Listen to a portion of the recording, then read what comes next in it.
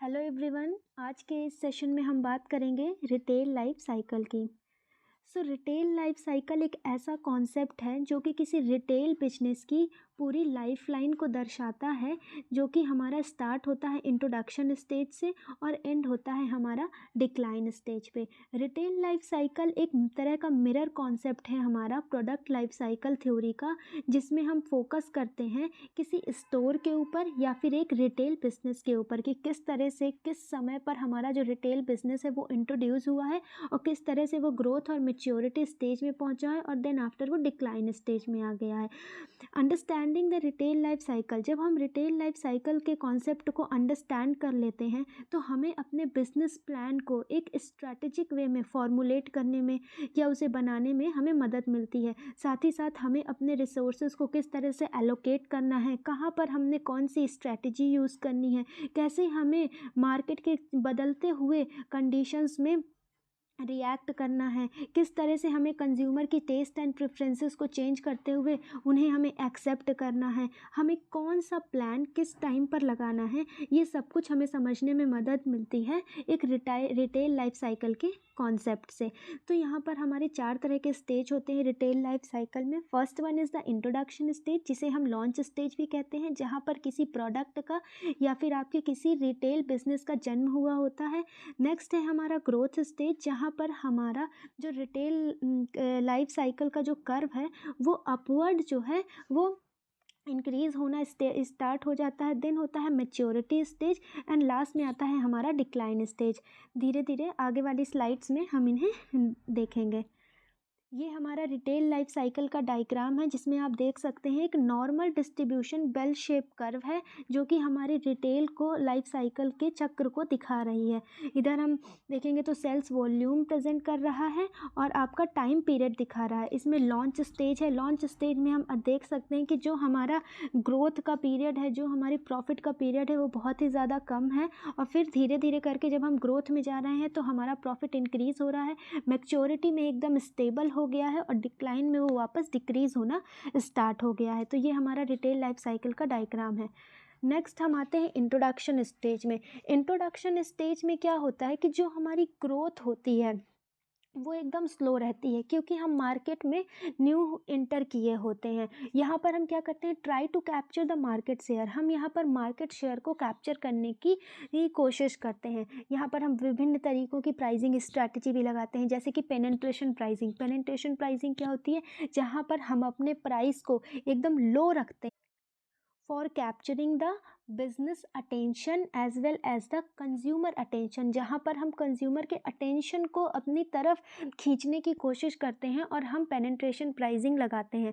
कभी कभी क्या होता है कि अगर हमारा प्रोडक्ट है, हमारा रिटेल बिजनेस है जिसके बहुत ज़्यादा कॉम्पिटिटर्स मार्केट में अवेलेबल नहीं है, तो वहाँ पर हम स्कीमिंग प्राइसिंग भी लगाते हैं। स्कीमिंग प्राइसिंग क्या होती है कि एट द इनिशियल फेज़ हम कंज्यूमर से एक हाई प्राइस चार्ज करते हैं, जिससे हम मार्केट का जितना भी क्रीम है, जितना भी प्रॉफिट है वो अपनी तरफ अट्रैक्ट कर लें। तो क्या क्या कैरेक्टरिस्टिक्स होती हैं हमारी इंट्रोडक्शन फेज़ की, ये तब होता है जब हमारा न्यू रिटेल बिजनेस और स्टोर लॉन्च हुआ होता है, जब एकदम हमारा बिजनेस लॉन्च स्टेज में होता है, तो ये हमारा कैरेक्टरिस्टिक्स होता है इंट्रोडक्शन स्टेज की। नेक्स्ट है हमारा हाई इन्वेस्टमेंट कॉस्ट। हमारी जो इन्वेस्टमेंट कॉस्ट होती है ये बहुत ज़्यादा हाई रहती है। किसके बिहाफ में रहती है, इन्वेंट्री के बिहाफ में होती है। हमारा मार्केटिंग एंड एडवर्टाइजिंग में जो कॉस्ट होती है वो भी बहुत हाई रहती है। हमारा स्टोर का जो डिज़ाइन है, लेआउट वगैरह डिज़ाइन किया गया होता है, उसके भी हाफ में भी हाई रहती है।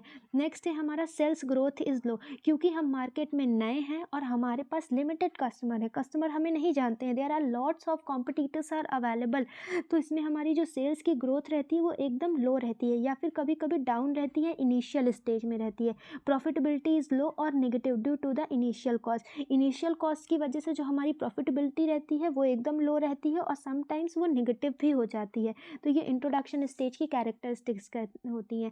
अब इंट्रोडक्शन स्टेज में हमें किन चीज़ों पे फोकस करना चाहिए, इंट्रोडक्शन स्टेज में हमें building brand awareness and attracting early adopters को करना चाहिए। बिल्डिंग ब्रांड अवेयरनेस में क्या होता है कि हमें अपने प्रोडक्ट की या रिटेल स्टोर की ज़्यादा से ज़्यादा मात्रा में एडवर्टाइजिंग करनी चाहिए, लोगों को बताना चाहिए हमारे प्रोडक्ट के बारे में, हमें प्रमोशंस लगाने चाहिए, ऑफर्स वगैरह लगाने चाहिए, भर भर के एडवर्टाइजिंग करनी चाहिए, जिससे जो अर्ली अडॉप्टर्स हैं वो हमारे प्रोडक्ट को जो है अडॉप्ट करें। अब अर्ली अडॉप्टर्स क्या होते हैं? अर्ली अडॉप्टर आपका कंज्यूमर का एक तरह का सेगमेंट होता है जिसमें प्रोडक्ट को वो परचेज करने आते हैं जब प्रोडक्ट को बहुत सारे लोगों ने एक्सेप्ट नहीं किया था। ये एक तरह के हमारे ओपिनियन लीडर होते हैं। इनके अंदर प्रोडक्ट को परचेज़ करने की ज़्यादा बेचैनी नहीं होती है कि नहीं, हमें प्रोडक्ट को फर्स्ट परचेज़ करना ही करना है किसी भी तरह से। तो ये प्रोडक्ट को कैसे परचेज़ करते हैं? केयरफुली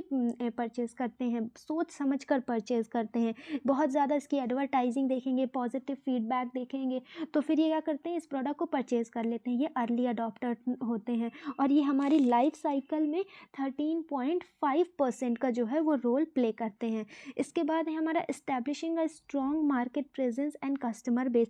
हमें एक स्ट्रॉन्ग मार्केट बेस तैयार करना होता है जिन कस्टमर्स को हम टारगेट कर रहे होते हैं। हम सभी को तो अपना प्रोडक्ट नहीं एडवर्टाइज करेंगे, जिन्हें हमें टारगेट करना होगा उन्हीं का हम सेगमेंटेशन तैयार करेंगे और उन्हीं तक हम प्रोडक्ट का जो है कम्युनिकेशन फैलाएंगे। फिर है आपका चैलेंज। इस इंट्रोडक्शन स्टेज में हमारे पास कई तरह के चैलेंज फेस करने पड़ते हैं, जैसे कि customer acquisition can be difficult. Customer को समझा पाना, कस्टमर को प्रोडक्ट के बारे में बता पाना, एडवर्टाइज़ कर पाना काफ़ी मुश्किल होता है, क्योंकि कस्टमर के पास तो कई और मैनी अदर ऑप्शंस हैं वो अवेलेबल होते हैं। कंपीटिंग विद एस्टैब्लिशमेंट, जो ऑलरेडी एस्टैब्लिश ब्रांड है उनके साथ कॉम्पिटिट करना काफ़ी मुश्किल हो जाता है। देन है हमारे पास स्ट्रैटेजीज़। कौन कौन सी स्ट्रैटेजीज़ हम यहाँ पर यूज़ करेंगे? हम यहाँ पर हाई प्रमोशनल एफर्ट्स लगाएंगे। कैसे लगाएंगे? बहुत हाई फाई हम एडवर्टाइजिंग करेंगे, किसी ब्रांड को स्पॉन्सरशिप करेंगे, डिस्काउंट देंगे, बाय वन गेट वन लगाएंगे, कूपन्स वगैरह लगाएंगे, या फिर हम बहुत सारे ओपनिंग ऑफर्स का जो है वो इस्तेमाल करेंगे, पब्लिक रिलेशन मेंटेन करने की कोशिश करेंगे।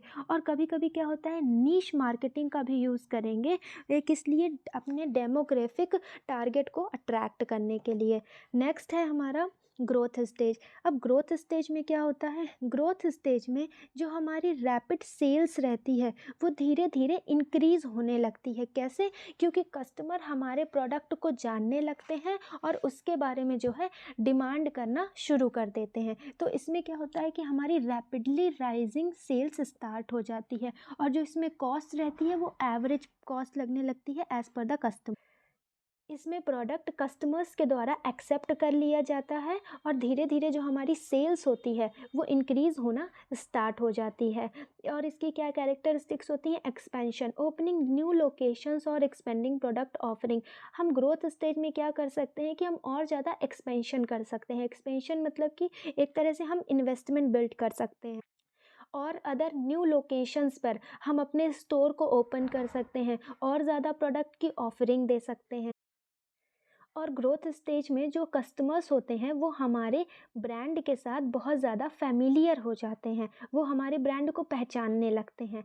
चैलेंजेस। अब ग्रोथ स्टेज में हमारी कौन कौन सी चैलेंजेस आती हैं? Managing expansion. अब क्योंकि हमारी डिमांड इंक्रीज़ हो रही होती है, हमारी सेल्स इंक्रीज़ हो रही होती है, तो ये काफ़ी ज़्यादा मुश्किल होता है हमारे लिए एक्सपेंशन करना विदाउट कॉम्प्रोमाइजिंग क्वालिटी, कि हम क्वालिटी के साथ भी कोई कॉम्प्रोमाइज़ नहीं करेंगे और हम अपने ऑपरेशन को क्या करेंगे? स्केल करेंगे। तो ये हमारे लिए एक बड़ा चैलेंज हो जाता है। Competitive pressure.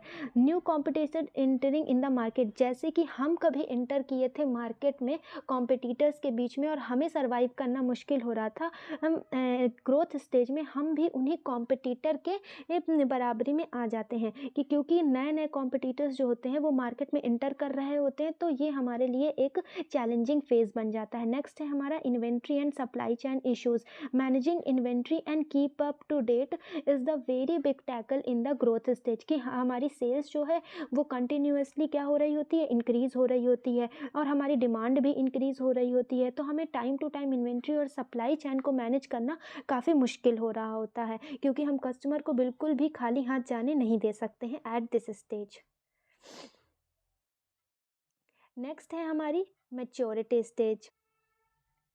ग्रोथ स्टेज में क्या होता है कि धीरे धीरे जो हमारी सेल्स होती है वो रैपिडली रेस करती रहती है, बढ़ती रहती है। लेकिन मेच्योरिटी स्टेज में क्या हो जाता है, जो हमारी ग्रोथ होती है वो स्लोअर होती चली जाती है, एकदम पीक सेल्स पे पहुंच जाती है कि अब इससे ज़्यादा हमें सेल्स नहीं होने वाली है। इसमें हमारी कॉस्ट कैसी लगती है, लो कॉस्ट पर कस्टमर, बस पर कस्टमर जो हमारी कॉस्ट होती है वो लो हो जाती है, और प्रॉफिट कैसा रहता है, एकदम हाई प्रॉफिट पहुंच जाता है। और कस्टमर यहाँ पर हमारे कैसे रहते हैं, मिडिल मेजॉरिटी के जो कस्टमर्स होते हैं वो प्रोडक्ट को अडॉप्ट करना शुरू करते हैं, और जो हमारे कॉम्पिटिटर्स हो जाते हैं वो स्टेबल नंबर्स में आ जाते हैं। तो ये हमारी मेच्योरिटी स्टेज होती है। मेच्योरिटी स्टेज में हमारी जो प्रोडक्ट एंड ब्रांड डिफरेंशिएशन होता है कॉम्पिटिटर्स से, वो भी हमारा स्टार्ट हो जाता है। देन हमारे कौन कौन से चैलेंजेस होते हैं मेच्योरिटी स्टेज में, market saturation, difficulty in attracting new customer due to high competition.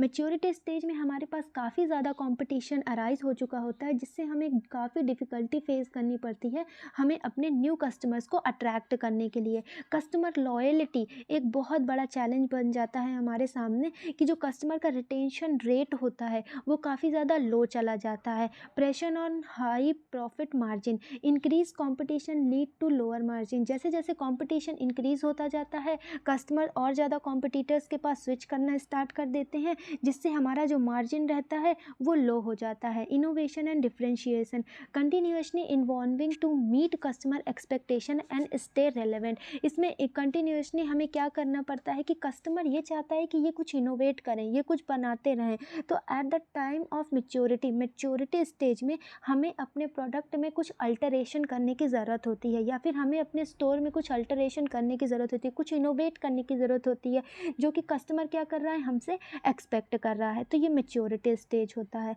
Last है हमारा डिक्लाइन स्टेज। डिक्लाइन स्टेज की हमारी क्या कैरेक्टरिस्टिक्स होती हैं, इसमें जो हमारी सेल्स होती है वो डिक्लाइन होती चली जाती है, कम होती चली जाती है। क्यों? क्योंकि जो हमारे कंज्यूमर का टेस्ट एंड प्रेफरेंस है वो चेंज हो रहा होता है, मार्केट की सिचुएशन चेंज हो रही होती है, टेक्नोलॉजिकल में नए नए इनोवेशंस हो रहे होते हैं जिन्हें हम अडॉप्ट नहीं कर रहे होते हैं। इस वजह से जो हमारी सेल्स है वो डाउन होती चली जाती है, क्योंकि हमारे कस्टमर स्विच कर चुके होते हैं हमारे प्रोडक्ट से या फिर हमारे स्टोर से।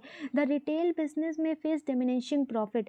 यहाँ पर जो रिटेल बिजनेस होता है उसको क्या, अब जो प्रॉफिट है वो टाइम टू टाइम डिमिनिशिंग होता जाता है। स्टोर क्लोजर और रिड्यूशन इन वर्कफोर्स, जो वर्कफोर्स होता है हमारा वो धीरे धीरे जाने लगता है, हमारा स्टोर जो है वो क्लोज होने की कगार पर आ जाता है। हमारे पास डिक्लाइन स्टेज में कुछ ही कस्टमर्स रह जाते हैं, और जो हमारी ब्रांड रेपुटेशन होती है वो भी सर्वाइव करना स्टार्ट हो जाती है। हमारा जो प्रॉफिट होता है वो डिक्लाइन होना शुरू हो जाता है। कभी कभी क्या होता है कि हम फेज आउट हो जाते हैं वीक आइटम्स की वजह से। कुछ हमारे पास वीक आइटम्स रहते हैं, वो प्रोडक्ट जिनमें हमने कोई भी इनोवेशन नहीं किया है। यहाँ पर हमें कभी कभी कट प्राइस स्ट्रैटेजी भी लगानी पड़ती है, प्रोडक्ट को हमें बाय वन गेट वन देना पड़ता है, या फिर जो हमारी लागत है उससे कम में कस्टमर्स को सेल करना पड़ता है। हमें इस टाइम पे किस चीज़ पर फोकस करने की ज़रूरत होती है, declining finding out the ways, कि ऐसे कौन से रीजंस हैं जिनकी वजह से हम डिक्लाइन स्टेज में सर्वाइव कर रहे हैं बिजनेस के चारों तरफ, हमें उनमें एक स्टडी करने की ज़रूरत होती है। Cutting cost and optimising operation, यहाँ पर हमें कटिंग प्राइस जो है या कटिंग कॉस्ट स्ट्रैटेजी लगानी होती है। कौन कौन से चैलेंजेस हमें इसमें फेस करने पड़ते हैं, लॉस ऑफ मार्केट शेयर, हमें यहाँ पर जो मार्केट शेयर होते हैं उनमें हमें लॉस होना स्टार्ट हो जाता है, जो हमारी ब्रांड होती है वो रेलेवेंस होना स्टार्ट हो जाती है।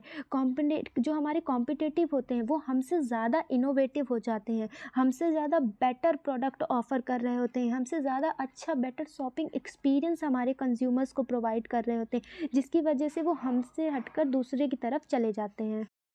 डिक्लाइन स्टेज पर हमें कुछ स्ट्रैटेजीज़ फॉलो करने की ज़रूरत होती है, जैसे कि रीब्रांडिंग, हम अपने प्रोडक्ट की वापस से नए तरीके से जो है ब्रांडिंग करना स्टार्ट करें, एक उसे नए तरीके से हम इनोवेट करना शुरू करें, हम अपने स्टोर को री इनोवेशन पे लगा दें, या फिर न्यू सर्विस या प्रोडक्ट को जो है वो यहाँ पर हम इंट्रोड्यूस कर दें, न्यू कस्टमर सेगमेंट को स्टार्ट करें। वापस से हम इंट्रोडक्शन स्टेज की ही तरह हमें सब कुछ यहाँ पर इनोवेट करने की ज़रूरत होती है, कस्टमर सेगमेंट पूरा नया तैयार करने की करने की ज़रूरत होती है और डिफरेंट मार्केट में हम स्विच करने की तैयारी कर रहे होते हैं। Shutting down under performing location, जिन लोकेशन से हमें अच्छे रिजल्ट्स नहीं मिल रहे हैं, हमें उन लोकेशन में अपने बिजनेस को शट डाउन कर लेना चाहिए और एक नए लोकेशन की तरह हमें शिफ्ट कर जाना चाहिए। तो ये हमारा डिक्लाइन स्टेज हो जाता है। सो ये हमारा रिटेल लाइफ साइकिल का कॉन्सेप्ट है जो कि हमारे एग्ज़ाम पॉइंट ऑफ व्यू से काफ़ी ज़रूरी होता है। तो thank you everyone, thanks for watching, do like share and subscribe.